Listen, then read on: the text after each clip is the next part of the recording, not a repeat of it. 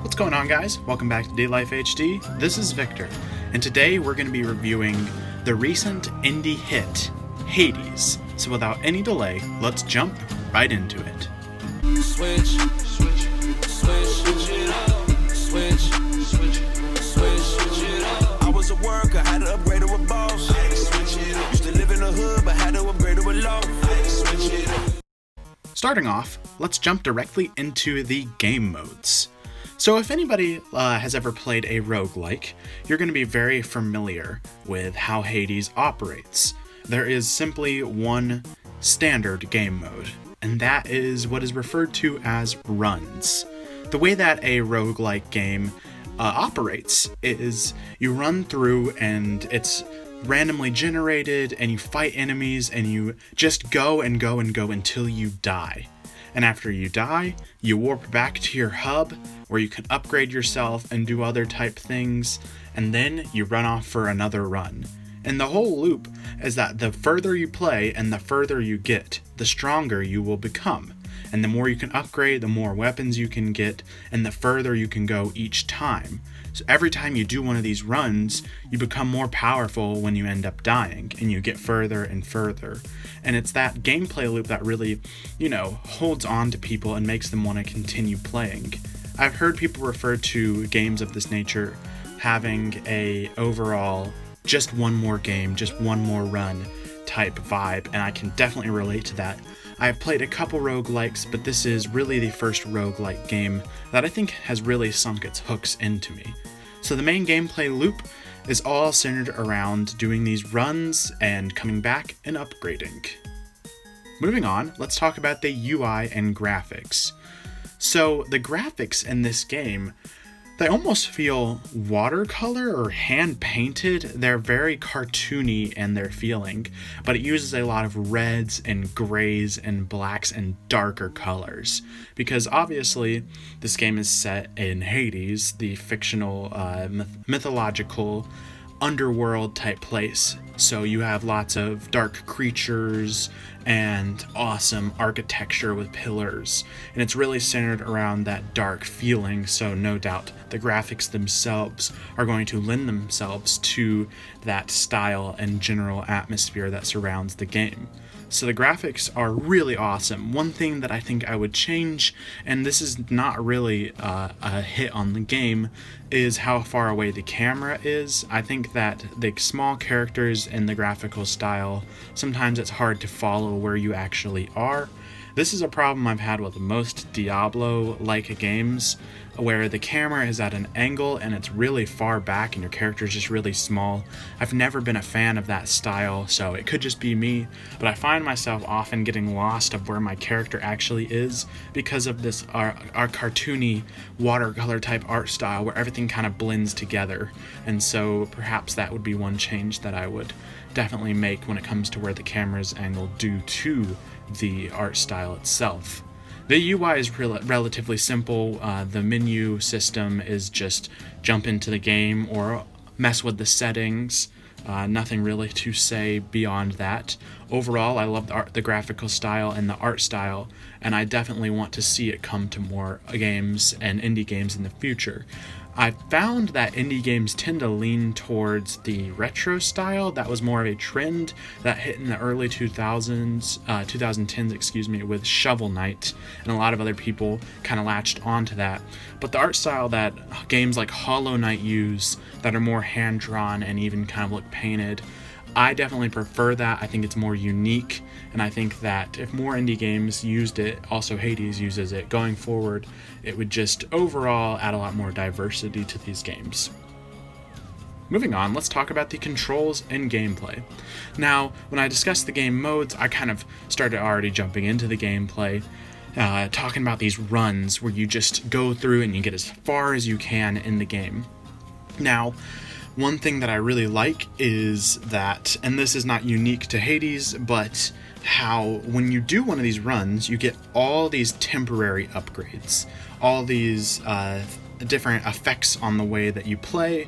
One example I could give is you get to talk to all these different gods that are set in this mythological history and set around Greek mythology, You get to talk to people like Ares and other people from this lore from the past, and it's really cool because once you talk to them, they will lend you a hand in your escape to get through Hades. And it is really awesome because these different hands like that they play are upgrades that will be temporary. Like Ares has what's called in the game doom damage, and it's where every time you do a standard attack, like 2 seconds later, an additional attack will be hit onto that enemy.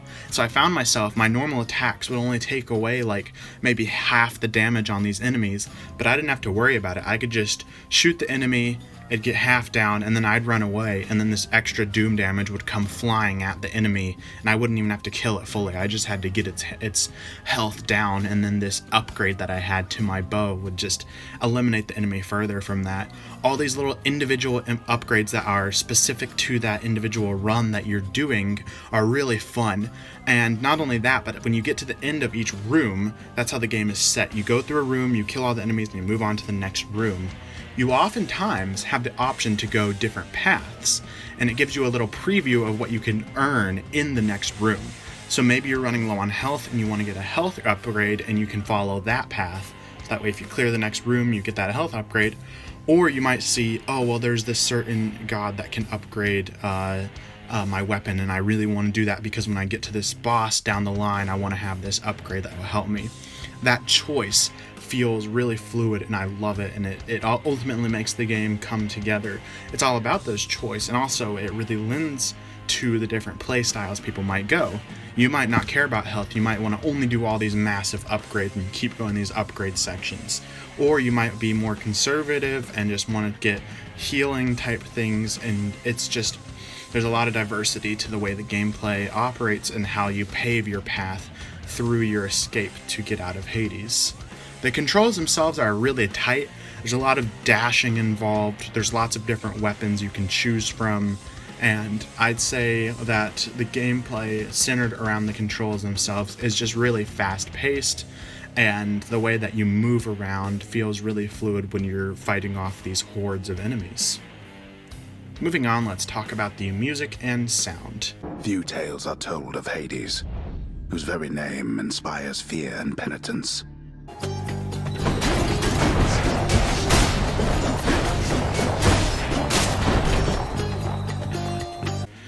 The music is decent in this game. Definitely not the highlight of it. I'd say the gameplay is the highlight of the game, but music is really important to me as I approach games. I think of Monster Hunter World, which is one of my least favorite games in the series, but I think it has the best soundtrack in all of Monster Hunter, and so that's why sometimes I rate games higher depending on their music. Music is really important to me in games. It sets the atmosphere. And the music in this game is decent, but it's not anything to gush over. I'd say it's definitely something I would overlook when suggesting it or recommending it to another person. The sound itself, it's odd. It feels a little bit compressed. This was an issue that I ran into with Outer Worlds when I reviewed that recently. I don't know why. It could just be the types of mics they use to record the people. I'm not sure, but if for some reason maybe they did it to just shrink the file size, but it feels really compressed and low bit. The voice actors themselves are really weird. I'd say the lead character you play as, who is Hades' son, he has this really passive type of voice acting, and I actually kind of really like it. Every single character feels really unique. There's this one character inside your hub base who is kind of just a jerk, and one time I got killed by a spike trap and I got warped back to the base, and I talked to him first, and he said, let's see, what did he say? He was like, I have a recommendation for you. Next time when you stand on a spike trap, don't, or something really dumb like that. It's just these characters are super unique. Of course, they have a lot of back lore and history in the mythology itself. So they're not a bunch of original characters, but I think that the voice acting lends really well, whereas some of it might be odd. I think that it kind of plays to the quirky nature of this mythology. Moving on, let's finally talk about the story itself. The story is relatively simple, as the game is mainly centered around the gameplay itself.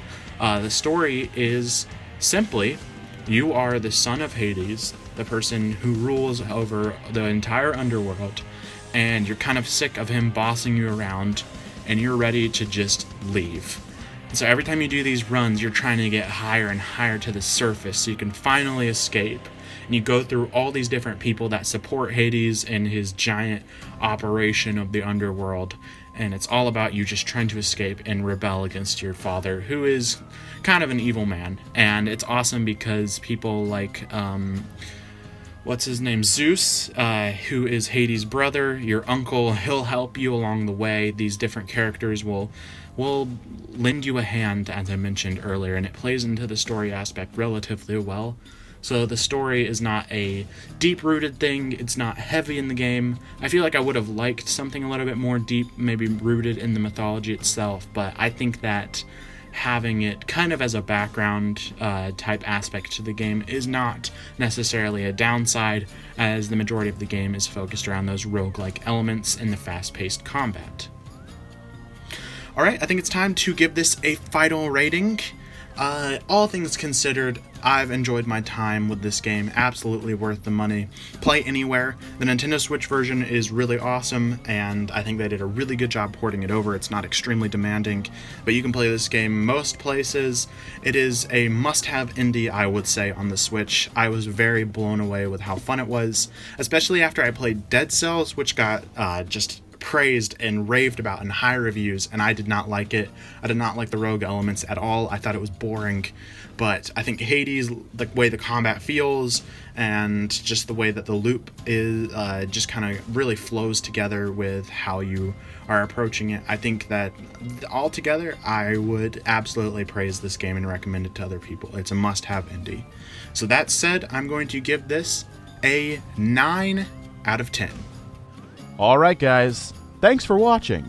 Let us know in the comments what you thought of this video. Do you have any thoughts on the topic we discussed? We love talking to you guys. Remember to like and subscribe for more videos like these. Lastly, check out our Twitter account for more gameplay, updates, and the latest releases. Also, don't forget to check the description of this video to come join our community Discord. But most importantly of all, remember to stay 1 up.